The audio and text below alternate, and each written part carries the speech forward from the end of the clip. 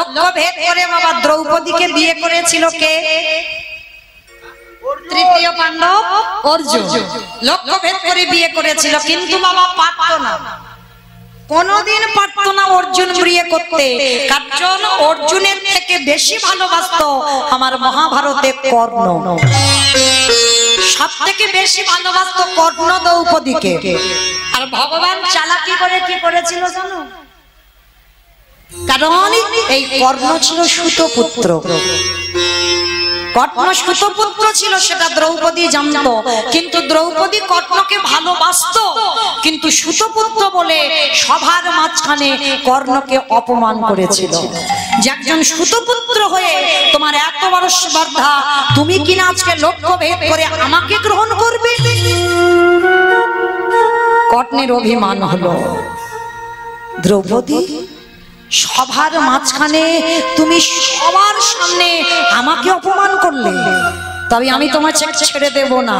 তুমি যখন সভার মাঝখানে আমাকে অপমান করেছো, আমি তোমাকে অভিশাপ দিলাম, কোনো না কোনো দিন আমার মতো করে তোমারও এই রকম সভার মাঝখানে অপমানিত হতে হবে।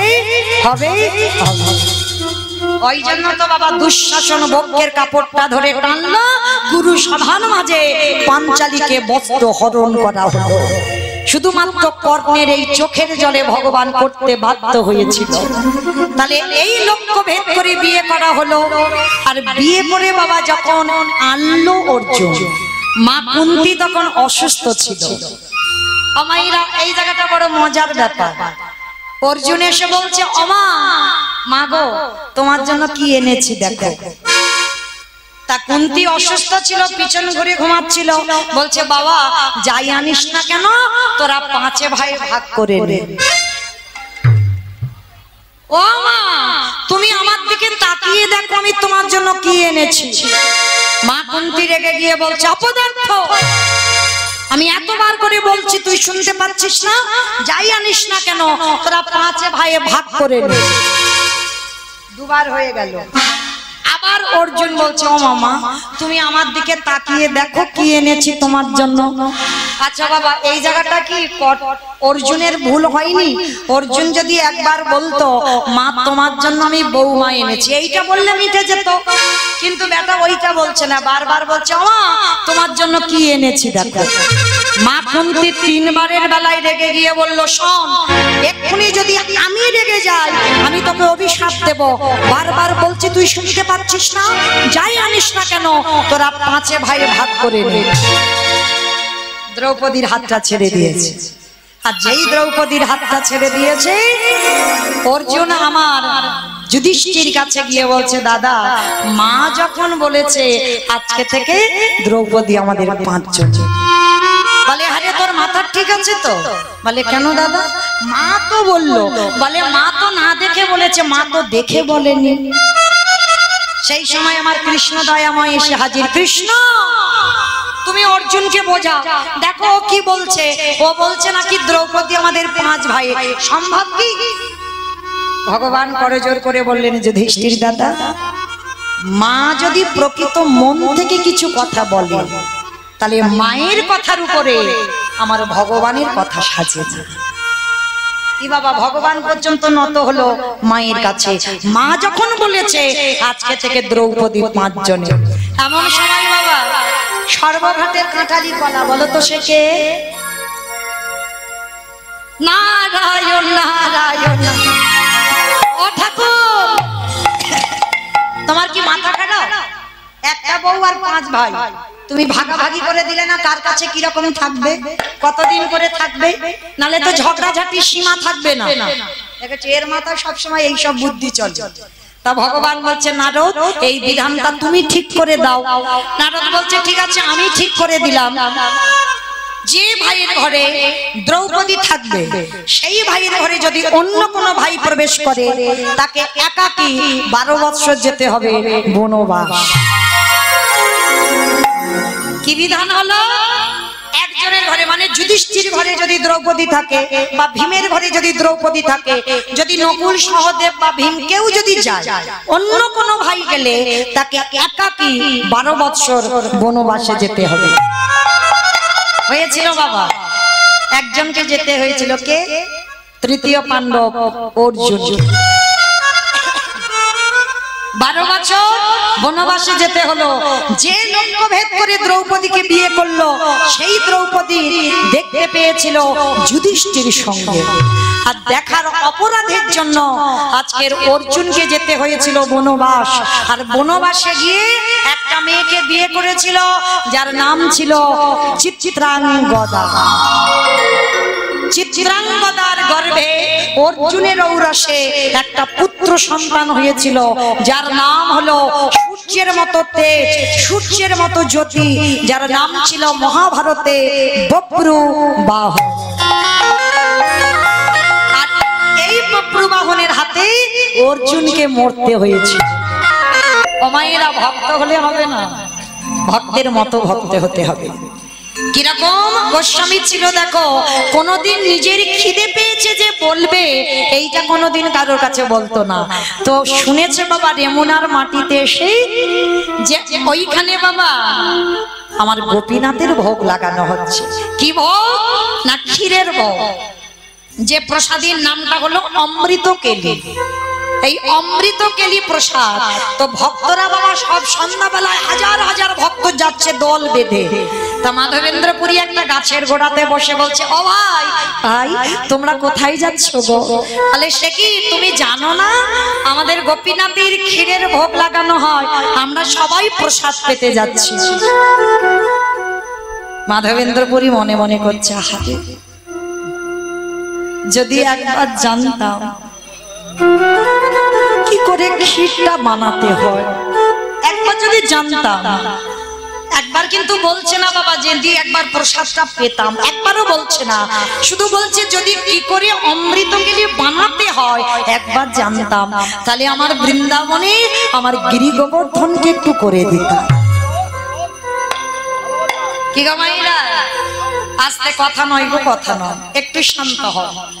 সবাই জগতে যখন নতুন ফসল ওঠে বা নতুন কোনো ফল ওঠে, ভগবানকে দিয়ে খাও তো, তবু আপনারা দেন। আপনারা নদিয়ার মানুষ তো অনেক জানেন, আমরা অনেক অভাগ্য অভাজক,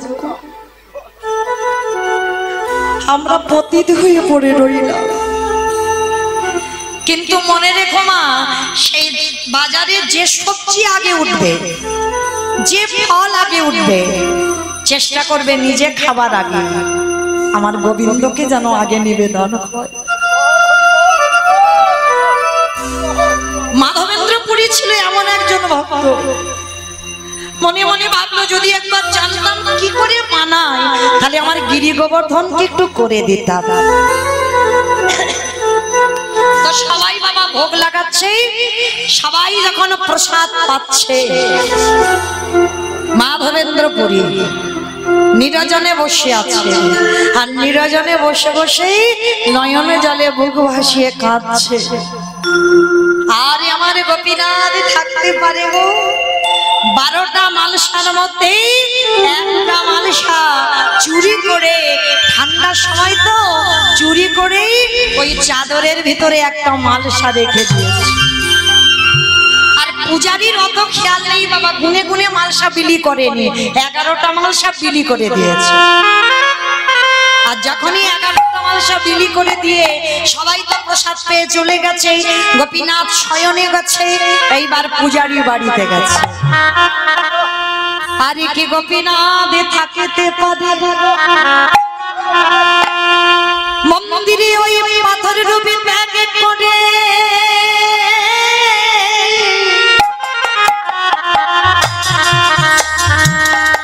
ওই পূজারীর বিছানার পাশে গিয়ে আমার গোপীনাথ দাঁড়াইছে।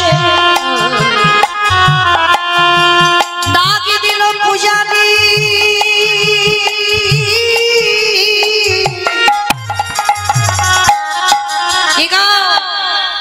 আজকে তুমি কটা মালসা দিয়েছো?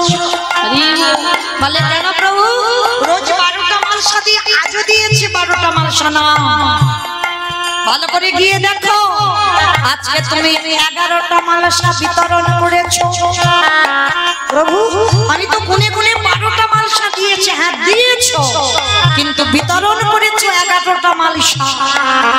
আরে প্রভু আরেকটা মালসা কো যাও একেবারে গিয়ে মন্দিরে দেখো আমার চাদরের নিচে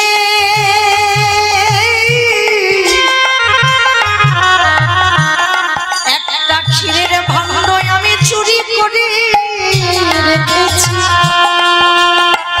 একটা ক্ষীরের ভাণ্ড কার জন্য? বলে শোনো, সবাই তো হাত পেতে প্রসাদ নিল, কিন্তু আমার আগে কাঙালে ভক্ত সবার পিছনে বসে বসে কাঁদি। সে কোনোদিন নিজের খাবারের জন্য কিছু চাই না। যাও এই ক্ষীরের ভাণ্ড তুমি আমার সেই মাধবেন্দ্রপুরীকে খাইয়েছো। পূজারী চমকে উঠলো যে কত বড় ভক্ত, যার জন্য আমার মন্দিরের গোপীনাথ ক্ষীর চুরি করে রেখে দিয়েছে। পাগলের মতো ছুটতে ছুটতে পূজারী রাত্রিবেলা বেরিয়ে পড়লো। মন্দিরে প্রবেশ করে দেখলো আমার গোপীনাথের চাদরের ভিতরে একটা ক্ষীরের ভাণ্ড। ছুটে গিয়ে ভাণ্ডটা তুলে নিল। ছুটতে ছুটতে খুঁজে খুঁজে বেড়াচ্ছে, কোথায় আছো মাধবেন্দ্রপুরী, একেবারে দেখা দাও, যার লাগি আমার গোপীনাথ ক্ষীর খইল চুরি। চারিদিকে খুঁজতেই ব্যস্ত, হঠাৎ দেখে না একটা গাছের তলায় মাধবেন্দ্রপুরী শয়নে আছে। ঠান্ডার সময় ঠক ঠক করে কাঁপছে। কে কে ডাকছে আমার মাধবেন্দ্রপুরী? যেই না বসেছে পূজারী এসে মাধবেন্দ্রপুরীর কাছে ওই ভাণ্ডটা দিয়েছে। এই নাও আমার গোপীনাথ তোমার জন্য এই ভাণ্ডটা চুরি করেছে। না না, আমার জন্য আমার গোপীনাথ চুরি করতে পারে না, তাতে সমাজ সবাই আমাকে নিয়ে মাতামাতি করবে। আমি চাই না যশ খ্যাতি মান শুকুরের বিষ্ঠার সমান। একটা কথা মনে রাখবে বাবা, যারা প্রকৃত ভক্ত হয়েছো, যারা ভজনে একটু একটু করে এগিয়ে যাচ্ছ, তারা কোনোদিন যশ চায় না, তারা কোনোদিন প্রতিষ্ঠা চায় না, তারা কোনোদিন বলে না যে সমাজে আমায় অনেক যশ প্রতিষ্ঠা হোক, সবাই আমার নাম ডাক করুক। এটা ভক্তের কোনোদিন চাহিদা নয়, কারণ যশ খ্যাতি মান শুকুরের বিষ্ঠার সমান। মাধবেন্দ্রপুরী ওই ক্ষীরের ভাণ্ডটা নিয়ে বলল, গোপীনাথ তোমার এত কৃপা, তোমার এত দয়া, তুমি আমার জন্য ক্ষীর চুরি করেছ, তুমি আমার জন্য ক্ষীর চুরি করে জগতে তুমি চোর বদনাম নিলে। গোপীনাথ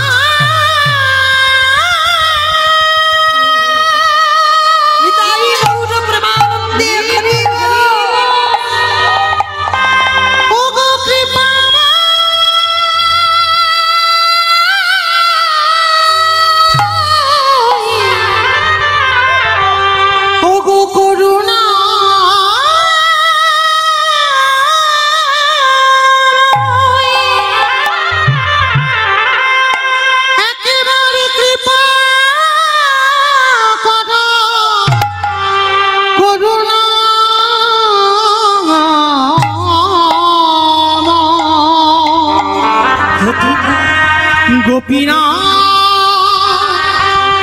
ও গো গোপী গোপীনাথ,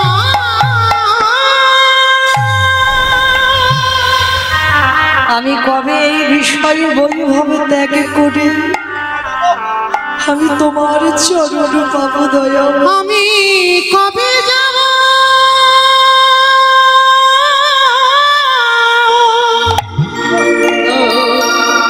বিশাল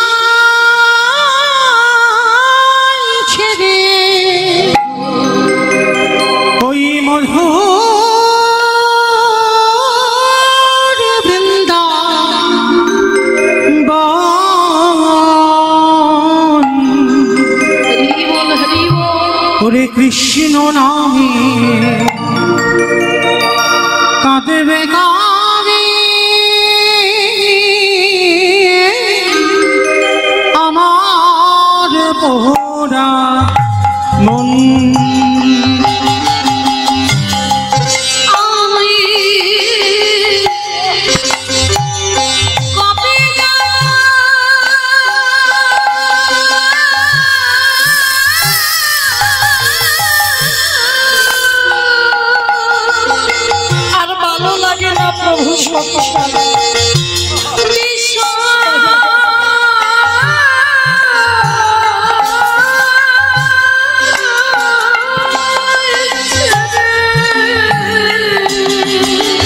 এবার তুমি একবার তোমার করে দাও ওই মধু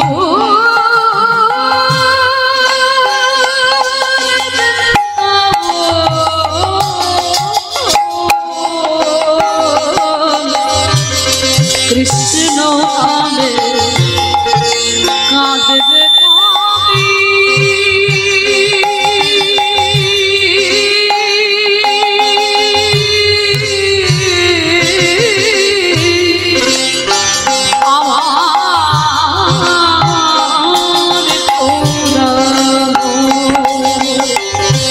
ওরে কৃষ্ণ নামে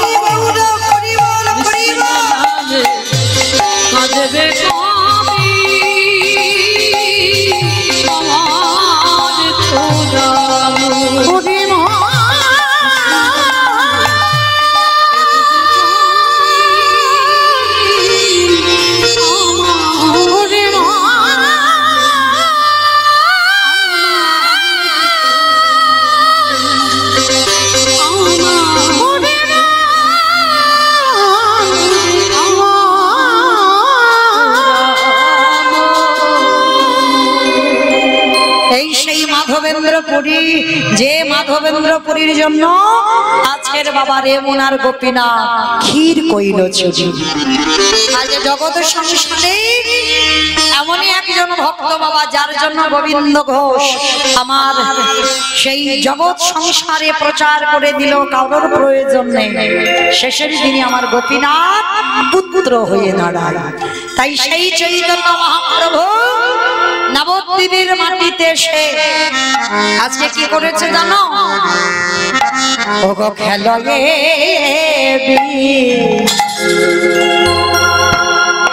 বিনোদ খেলা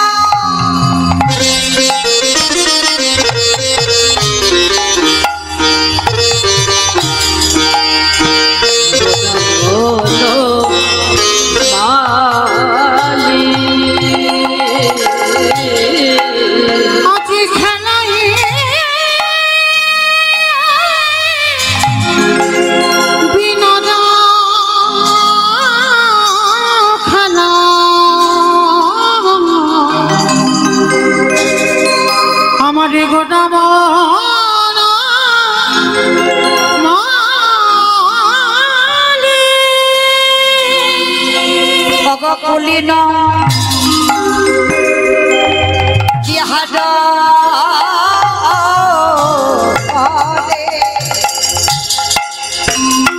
কুলীন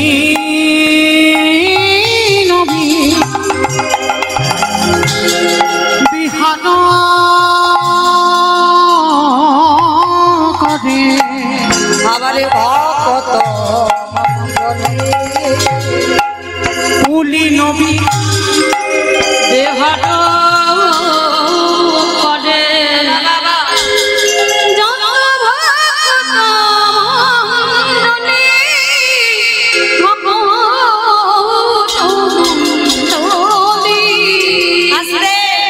চৈতন্য মহাপ্রভু ভক্তদের সঙ্গে নিয়ে বাবা আজকে সুরধ্বনি গঙ্গার তীরে হরিনামের খেলা খেলছে। দেখবেন বাবা শুধু ভগবান খেলছে না, এই জগতে অনেক অনেক বয়স্ক মানুষরা বাবারা দাদা ভাইরা এখনো তাস খেলে। কি গো খেলে না? সন্ধ্যে হলে দেখবে বাবা তাদের আর ঘরে মন টেকে না, কখন একটু বাজারে যাব আর বাজারে গিয়ে কখন একটু তাস খেলতে বসবো। এটা কলির মানুষের দোষ নয়, এটা তোমার ভগবান খেলে গেছে। তবে ভগবান তাস খেলেনি। হরি বল। ভগবান দেখেন বাবা সত্যযুগে খেলা করলো চার নারায়ণ হয়ে, চার নারায়ণ হয়ে খেলা করেছিল। বাসুদেব নারায়ণ, শঙ্কর্ষণ নারায়ণ, প্রদ্যুষ্ণ নারায়ণ, অনিরুদ্ধ নারায়ণ। এই চার নারায়ণ হয়ে সত্যযুগে ভগবান খেলা করেছিল। ভগবান মনে মনে ভাবলো এই চার নারায়ণ হয়ে খেলে সুখ হচ্ছে না। পরের জন্মে চার ভাই হলো, রাম লক্ষ্মণ ভরত শত্রুঘ্ন। সেই চার নারায়ণ চার ভাই হয়ে এলো, চার ভাই ভাই খেলছে, খেলায় সুখ হচ্ছে না। ভাই ভাই খেলে আনন্দ হয়? কি গো মাইরা আপনারা বিচার করে বলেন, ভাই ভাই খেলে সুখ হয়? মানে এক মার পেটের ভাই যদি একসঙ্গে খেলা হয় ভালো লাগে? দূর ভালো লাগছে না। এইবার ভগবান বলে একটু খেলোয়াড়ের সংখ্যা বাড়িয়ে দিতে হবে। পরের জন্মে 12 জন প্রধান 12 জন উপপ্রধান মানে 24 জন বন্ধু নিয়ে ভগবান কৃষ্ণ হয়ে খেলা করলো। তাহলে সত্য যুগে চার নারায়ণ, ত্রেতা যুগে চার ভাই, দ্বাপর যুগে 24 জন বন্ধু নিয়ে খেললো, তবু সুখ হচ্ছে না। ভগবান যমুনার ঘাটে মাথায় হাত দিয়ে বসে আছে। একজন ভক্ত ছুটে এসেছে, নাম হলো তার শ্রীমদ ভাগবত। ভাগবত ছুটে এসে বলছে, প্রভু একে তুমি মাথায় হাত দিয়ে ওই রকম যমুনার পাড়ে বসে আছো কেন? বলে জানো ভাগবত সুখ পাচ্ছি না। বলে কেন সুখ পাচ্ছ না? বলে দেখো সত্য যুগে খেললাম, ত্রেতা যুগে খেললাম, দ্বাপর যুগে খেললাম, কিন্তু সুখ হচ্ছে না কোনো খেলা। তা শ্রীমদ ভাগবত করে জোর করে বলে, প্রভু একটা কথা বলবো? বলো ভাগবত। আচ্ছা ঠাকুর, যে খেলায় শুধু মারামারি কাটাকাটি খুনোখুনি হয় সে মারাই সেই খেলায় কি সুখ হয়? ভগবান বলে বুঝতে পারলাম না, একটু খুলে বলো। আচ্ছা ঠাকুর, তুমি 6 দিনের ছেলে পুতনাকে মারলে, 8 বছরের ছেলে কালিয়নাগকে দমন করলে, পুতনা রাক্ষসীকে বধ করলে, অকাসুর বাকাসুর মারলে, তৃণাবত্তাসুর মারলে, অরিষ্টাসুর মারলে, মানে শুধু মারামারি কাটাকাটি খুনোখুনি করে যাচ্ছ। তা তুমি যদি শুধু একে মারবো তাকে মারবো ওকে ধরবো এই মনোবৃত্তি হয়, তাহলে কি খেলায় সুখ হয়? তা ভাগবত তুমি খারাপ বলনি, ওই জন্য সুখ পাচ্ছি না। বলে হ্যাঁ ঠাকুর, শুধু মারলে হবে না, মার খেতে শিখতে হবে। দেখবে মার খেতে যখনই শিখবে তুমি সেই খেলায় সুখ পাবে। বলে তাহলে ভাগবত কি করব? পরের জন্মে যাব, একটু খেলোয়াড়ের সংখ্যা অনেক বাড়িয়ে দেব। এলো কলিযুগ, আর কলিযুগে বাবা খেলোয়াড়ের সংখ্যা দেখেছো অগন্তি, কোনো গোনাগাতি আছে? নারী পুরুষ ভেদাভেদ আছে। দেখো এখানে যদি যাত্রা হতো, ফাংশন হতো, মাঝখান থেকে বাঁশ বেঁধে দেওয়া হতো, একদিকে নারী একদিকে পুরুষ, কিন্তু এখানে দেখো নারী পুরুষ একাকার হয়ে আছে, তাই না? মানে জাতি ধর্ম নির্বিশেষে নারী পুরুষের কোনো ভেদাভেদ নাই, মহাপ্রভুর হরিনাম। কলিযুগে ভগবান করলো কি? খেলোয়াড়ের সংখ্যা বাড়িয়ে দিল। আর বাড়িয়ে দিয়ে এইবার ভগবান বললে, আর আমি প্রতিজ্ঞা করলাম হেবে অস্ত্র না ধরিব, প্রাণীকারী না মারিব, প্রেম দিয়ে চিত্ত শুদ্ধি করিল সংহার। নিতাই গৌর হরিব। আর মারামারি কাটাকাটি কাটাকাটি খুনোখুনি নয়, এবার প্রেম আর হরিনাম দিয়ে একটু উদ্ধার করব। ওই জন্য কি বলছে দেখো, বৃন্দাবনের খেলা ছিল মাঠে দৌড়া দৌড়ি, বৃন্দাবনের খেলা ছিল মাঠে দৌড়া দৌড়ে, বৃন্দাবনের খেলা ছিল মাঠে দৌড়া দৌড়ে, বৃন্দাবনের খেলা ছিল তাই ঘটনা দেখে যা।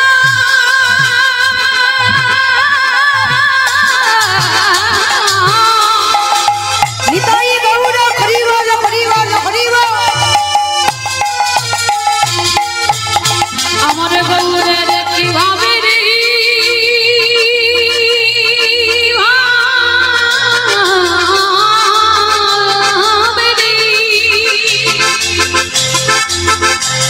মায়েরা উলুন ধ্বনি উলুন ধ্বনি। এই নবদ্বীপ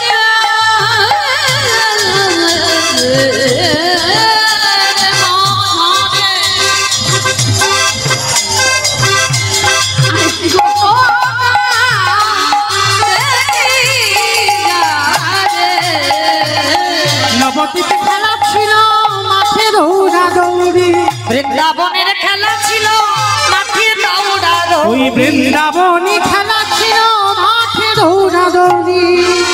বৃন্দাবনে বাবা গরু বাছুর নিয়ে হেঁটে হেঁটে হেঁটে হেঁটে হেঁটে হেঁটে। কি মা বৃন্দাবনে এটা খেলা, তো কলিযুগে এটা খেলা হচ্ছে না না, কলিযুগে খেলা হলো ভুলায় গড়া ওই দড়ি, কলিযুগের খেলা হলো ভুলায় গড়া দড়ি, কলিযুগে খেলা হলো ভুলায় গড়া দড়ি। বৃন্দাবনের খেলা ছিল গোধন চারণ, বৃন্দাবনের খেলা ছিল গোধন চড়া, বৃন্দাবনের খেলা ছিল গোধন চারণ, বৃন্দাবনের খেলা ছিল গোধন চড়া। ধাবলি শ্যামলি কালী কমলি মঙ্গলি এগুলো নিয়ে খেলা করতো ভগবান কৃষ্ণ, কিন্তু কলিযুগে খেলা হলো আর গরু বাছুর নেই, কি হচ্ছে নাম সংকীর্তন, ওই কলিযুগের খেলা হলো নাম সংকীর্তন, ওই কলিযুগে খেলা হলো নাম সংকীর্তন। বৃন্দাবনের খেলা ছিল মুরলি বাদন, ওই বৃন্দাবনের খেলা ছিল মুরলি বাদন, বৃন্দাবনের খেলা ছিল মুরলি বাদন। কলিকালে খেলা হলো হরিনামেতে রোদন, ওই কলিকালের খেলা হলো নামেতে রোদন, ওই কলিকালে খেলা হলো হরিনামেতে রোদন। আসতে কিন্তু জগতে বাবা প্রত্যেক খেলায় হার জিত আছে, এক পক্ষ হারবে এক পক্ষ জিতবে। যেমন মহাভারতে 17.5 দিন যুদ্ধ হলো, কি গো কুরুপক্ষ পাণ্ডব পক্ষ, এদের হার জিত তো ছিল। কিন্তু আজকের এই কলিযুগে যারা হরি নামে যোগ দিয়েছে ওগো কেউ হারে না, সবাই জিতে। যারা হরি নামে নিতাই গৌর হরি বল। খেলা খেলে এরা কেউ হারে না, সবাই যেতে। এই হরি নামে যারা যোগ দেয় কেউ হারে না, সবাই জিতে। এই হরি নামে খেলা খেলে কেউ হারে না, সবাই যেতে। তারা শুধু যেতে নয়, আরো কি করে জানো ওগো পিতা ধরে পুত্রের পায়ে, এই হরি নামে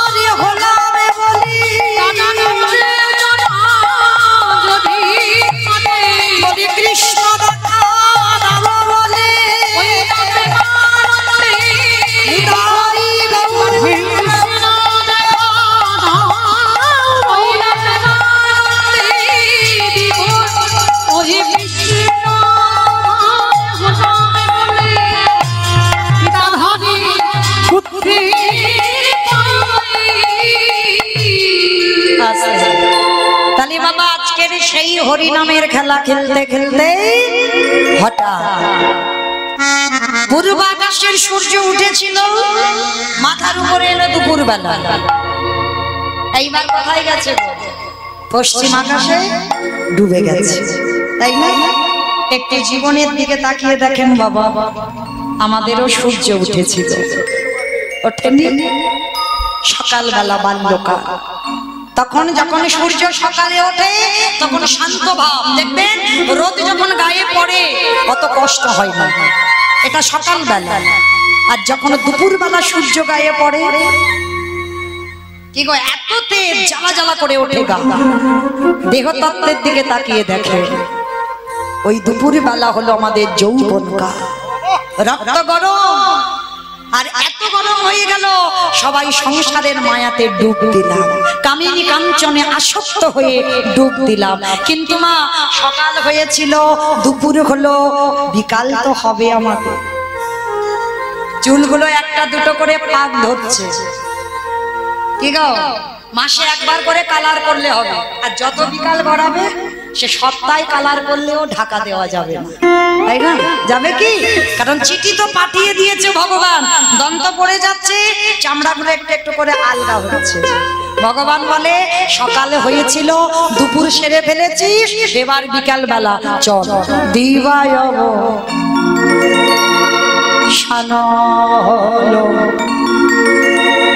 গৃহেতে চলিলা, গৃহেতে চলিলা, গৃহেতে চলিলা,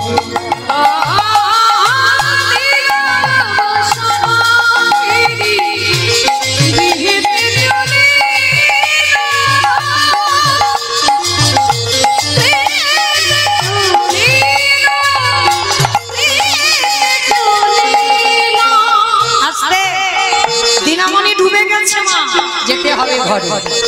চৈতন্য মহাপ্রভু আজকে গদাধর, অদ্বৈত, কালা কৃষ্ণদাস, বক্রেশ্বর সবাইকে ডাক দিয়েছে, শ্রীবাস আর খেলা ভাল লাগছে না, সূর্য ডুবে গেছে, মা বসে বসে কাঁদবে আমার জন্য, আমার জন্য পথপানে চেয়ে আছে, চল দিবায়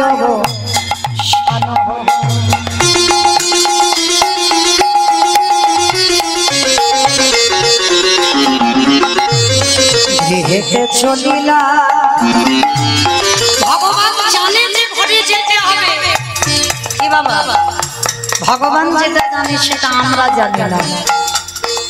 আচ্ছা মায়েরা, তোমরা সবাই থাকবে না বাড়ি যাবে? থাকবে, বাড়ি যাবে, সবাই যাবে? যা যা। আবার কেউ কেউ বলছে না যাবো না, থাকবো। কিন্তু যত মাথা নেড়ে বলো না কেন থাকবো, তুমি বললে তো হবে না, ভগবানকে পর্যন্ত বাবা যেতে হয়েছে জরা ব্যাধির তীরে। শ্রীরামচন্দ্রকে সরুজ নদীর জলে প্রাণ ত্যাগ করতে হয়েছে, মহাপ্রভুকে ওই জগন্নাথ দেবের সঙ্গে বিলীন হতে হয়েছে। তাহলে ভগবানকে যেতে হলো, আর আপনার আমরা তো তুচ্ছ। তাই আজকে চৈতন্য মহাপ্রভু বলছে আজ দেরি নয়, সূর্য ডুবে গেল, দিবায় গৃহেতে চলিলা, গৃহেতে চলিলা, গৃহেতে চলিলা।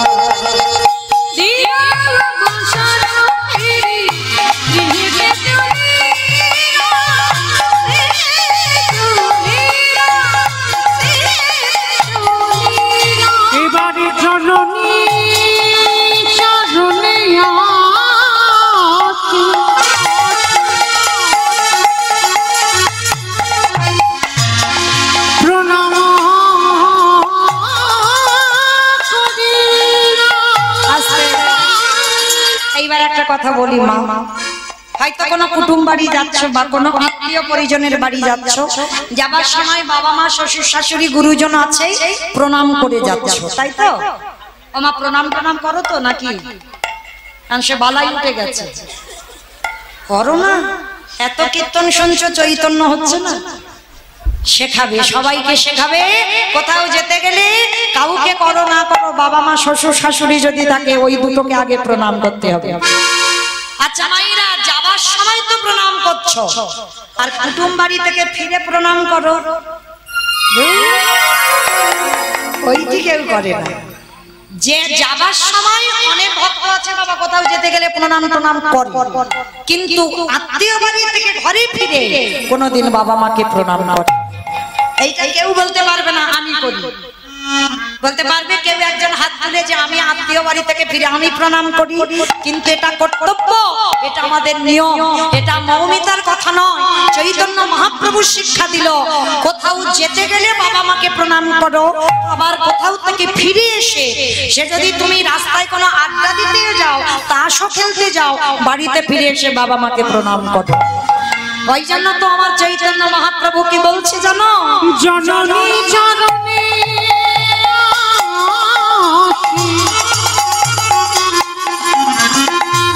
প্রণাম করিলা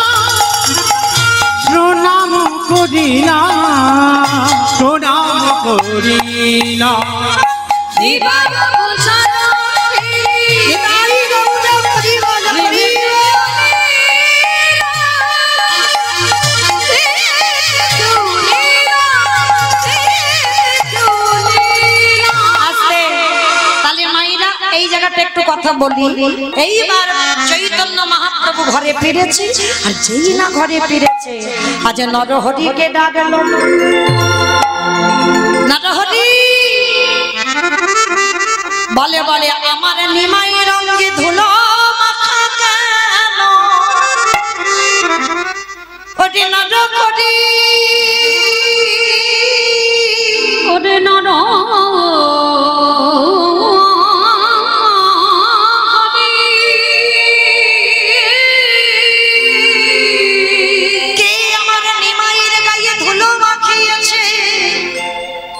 ভগবানকে কেউ ধুলো মাখিয়েছে? বলে না। কখনো রাধা ভাব, কখনো কৃষ্ণ ভাব।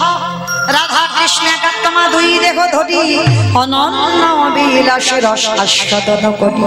এই দুই ভাবে চৈতন্য গোসাই ভাবে রস আস্বাদিতে দোহে কোঠাই। কখনো কৃষ্ণ ভাব, কখনো রাধা ভাব।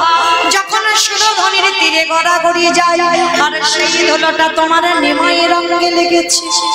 নরহরি আজকে সেই অঙ্গটা যখন দেখছে, চারিদিকে নিমাইয়ের গায়ে ধুলো মাখা।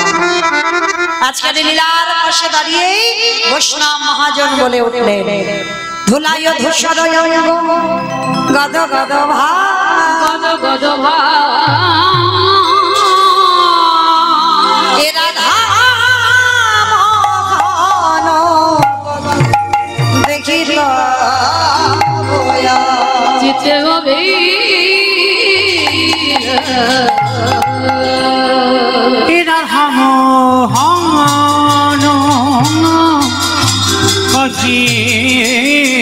এইবার লীলা প্রকাশী হলো। এইবার লীলা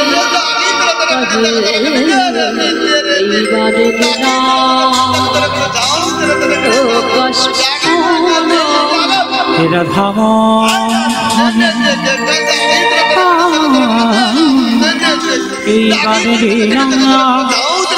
লীলা প্রকাশ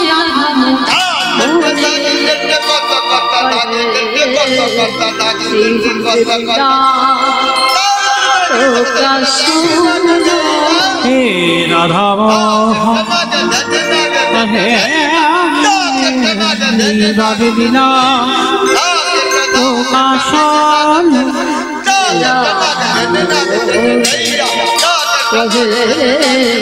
এইবার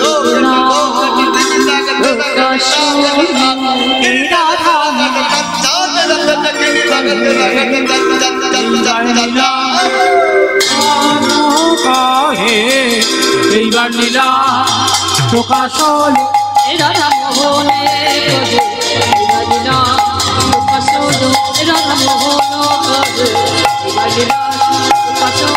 রাধা মোহন প্রকাশন রে রাধা মোহন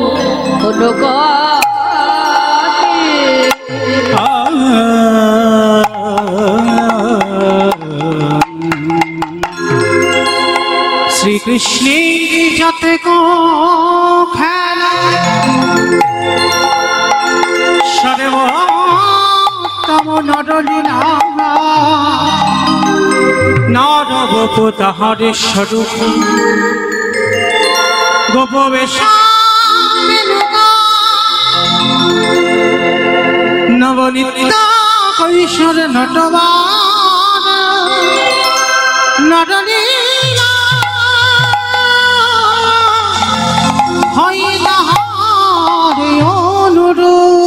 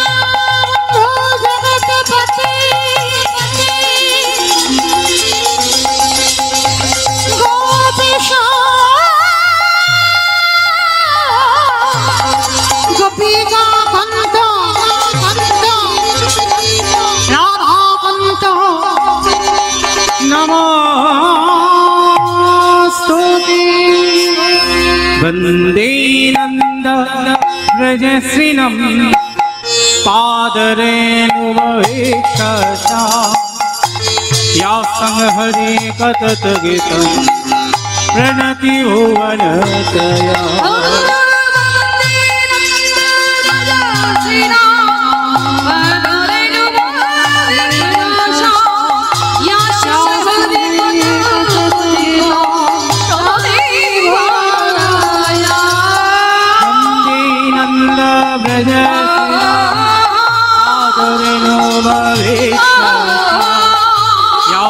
हरि कतत प्रणति भुवनतया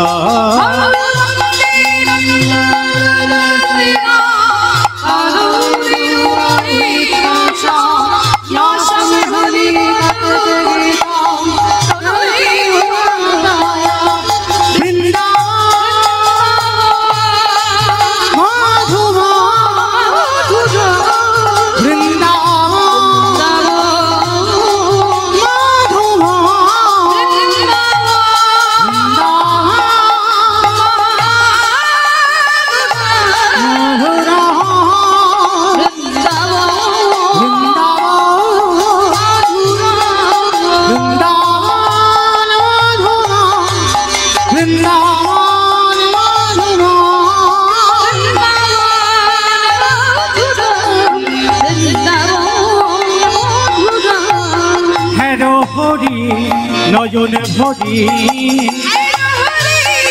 নয়ন হরি গোপী বল্লভ রাধা মাধব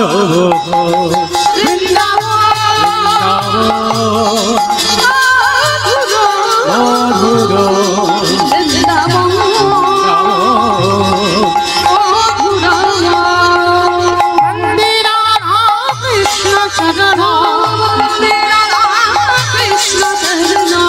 वंदे राधा कृष्ण चरण वंदे माधव नंद कुमार वंदे राधा करुणायाकार वंदे माधव नंद कुमार वंदे वंदे राधा कृष्ण चरण वंदे राधा कृष्ण चरण परमानंद कयति स्वयं ललिता परमा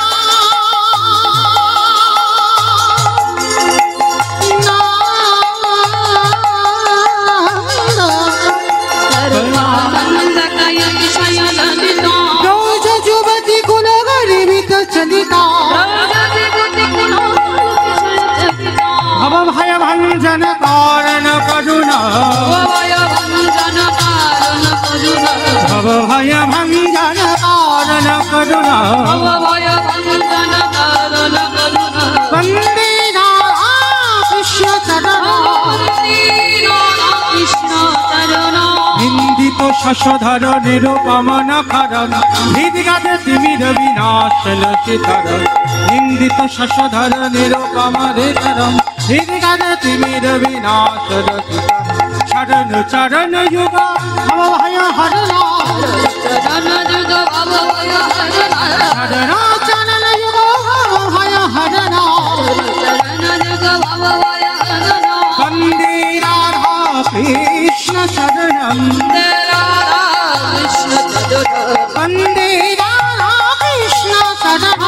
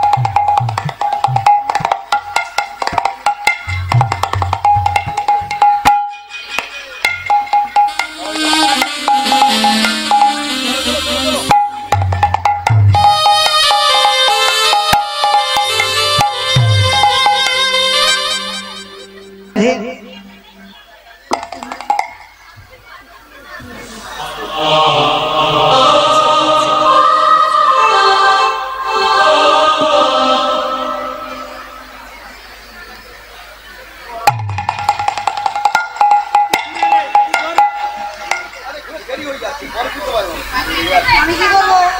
দোষ আমার। যারা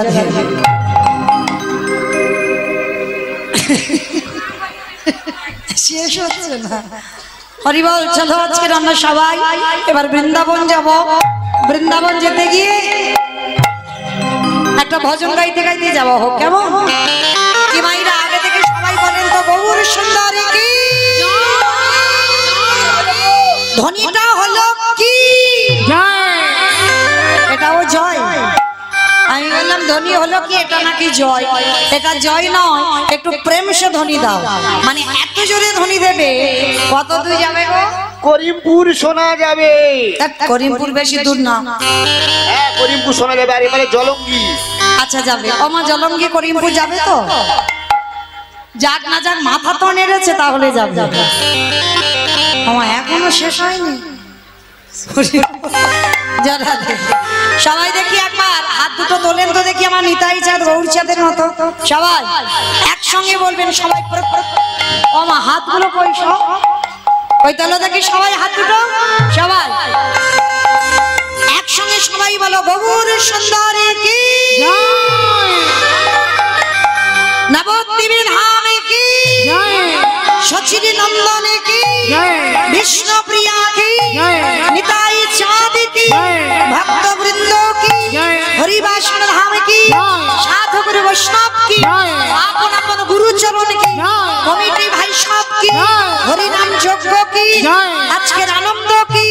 নিতাই গৌর প্রেমানন্দে হরি বল। বেশ, চলো দেখি সবাই আমরা একটা ভজন গাইতে গাইতে যাই, কেমন? কিংবা একটা ভজন হবে তো? তবে আমি আর আমার সম্প্রদায় নয়, সবাই যাব। একটু উলুধ্বনি দাও দেখি জোরে। বাহ,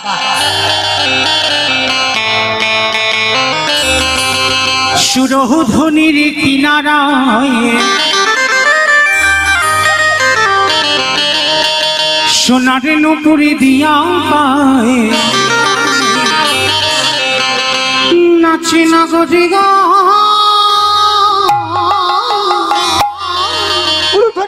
সুন্দর গৌরাঙ্গরায়।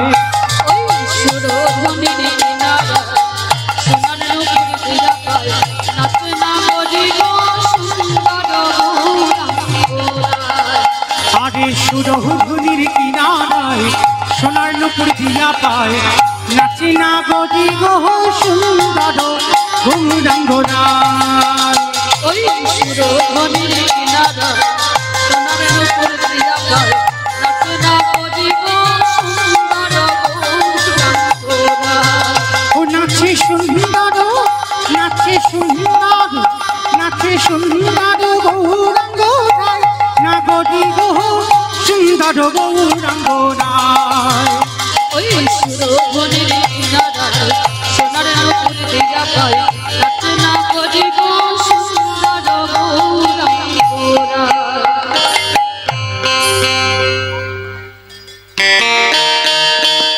হরে কৃষ্ণ। ও মাইরা, আমি আর আমার সম্প্রদায় যাবো, আর কেউ যাবো না? সবাই যাবো তো? সবাই যখন যাবো, সবার হাতগুলো কই দেখি তোলো একবার। সবাই একসঙ্গে, পিছনে যারা আছেন সবাই একসঙ্গে তালে তালে করো, তালি দেবেন, কেমন? সুন্দর কপালে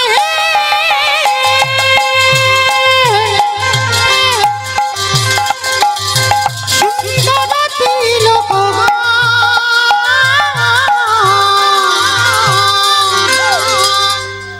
বন্ধ করো না। যারা ধেমাইরা, এই যে ভাইরা ইউটিউব করছো, তোমাদের বলছি এইবার একটু ওদেরকে ভালো করে দেখাবে, সমস্ত ভক্তবৃন্দকে, কেমন? কারণ অনেকক্ষণ আমাকে একা দেখিয়েছো, কারণ আমার সঙ্গে বাবা এরা তো দুদিন পরে মোবাইলে দেবে, সবাই ঘরে বসে বসে দেখতে পাবে আপনাদের এই গ্রামের কীর্তন। তাহলে ওদের জন্য যখন সব সময়ের জন্য দেখা যাবে, তখন বোঝা যাবে কার হাত উঠেছিল আর কার ওঠেনি, কেমন? তোমরা ক্যামেরাগুলো সব ঘুরিয়ে দাও ওইদিকে, সবাই তোলে দেখি হাত, সবাই প্রত্যেকে একসঙ্গে তালে তালে করো তালি। সুন্দর কপালে সুন্দর তিলক ওই সুন্দর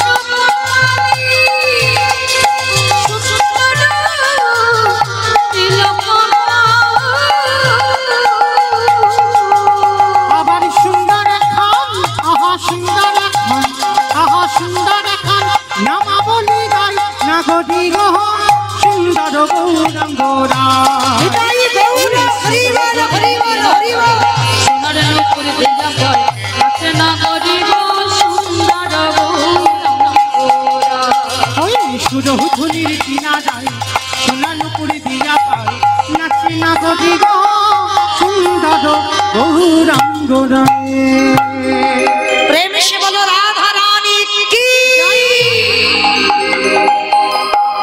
হয়েছে ধ্বনিটা রাস্তার উপর উঠেছে দূর কারোর ধ্বনি ওঠেনি আচ্ছা মা গ্রামটার নাম কি তারাপুর আচ্ছা এই তারাপুরে শাশুড়ি বৌমাতে ঝগড়া টগড়া হয় না হয় এখানেও হয় ওমা নদিয়াতেও নাকি শাশুড়ি বৌমা ঝগড়া হয় আমি জানি আমার ডায়মন্ড হারবারে হয় এখানেও হয় আচ্ছা এই তারাপুরে যখন শাশুড়ি বৌমাতে ঝগড়া হয় যে গলাটা বার হয় একটু বের করো তো দেখি সবাই একটু জোরে বলবে কেমন বলো রাধা রানী কি